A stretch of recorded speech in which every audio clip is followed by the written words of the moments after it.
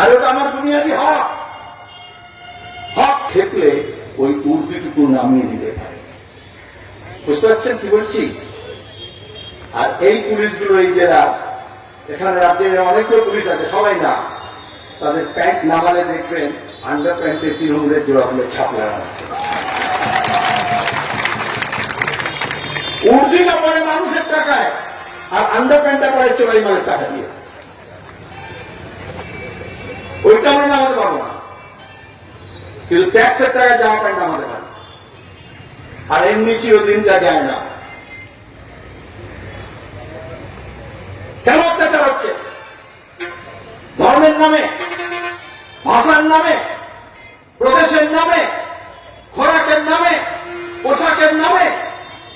আরে আমাদের দেশ বহু ভাষা, বহু ধর্ম, বহু জাতি।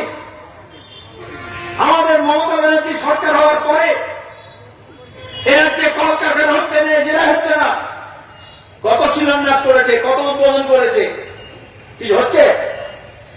আর একটা মেডিকেল কলেজ ভারত সরকারের, আমি তখন এমপি রায়গঞ্জে, ভারত সরকারের সিদ্ধান্ত হচ্ছে সব জেলায় অন্তত একটা মেডিকেল কলেজ হবে। 2025-এর পরে কোন জেলা থাকবে না ভারতে যেটা মেডিকেল কলেজ বিহীন, সরকারি মেডিকেল কলেজ। তাহলে বালুরঘাটে হলো না কেন? তৃণমূল জবাব দেবে? আরে বালুরঘাট হাসপাতাল দিয়ে মেডিকেল কলেজ করা যায়, করা হয়েছে অন্যান্য জায়গায়। আর এই সরকার তো সব পারে। একটা ইউনিভার্সিটি ঘোষণা করেছে, তার বাড়ি নেই, ঘর নেই, চাল নেই, চুলো নেই, কর্মচারী নেই, ভাইস চ্যান্সেলর নেই, অধ্যাপক নেই, শিক্ষক নেই, নামে মমতা ব্যানার্জি ঘোষণা করে দিয়েছে, তাই না? মুর্শিদাবাদে এখানে সব বিশ্ববিদ্যালয় হয়ে গেছে, আর যে কলেজগুলো আছে সেগুলো সব চলে যাচ্ছে, ভর্তি হচ্ছে না। রেল লাইনের কথা আমি নিজে জীবন এখান থেকে দিল্লি পর্যন্ত গিয়েছি। প্রণব মুখার্জি তখন প্ল্যানিং কমিশনের ডেপুটি চেয়ারম্যান, মনমোহন সিং মুখ্যমন্ত্রী, তার কাছে গিয়েছি।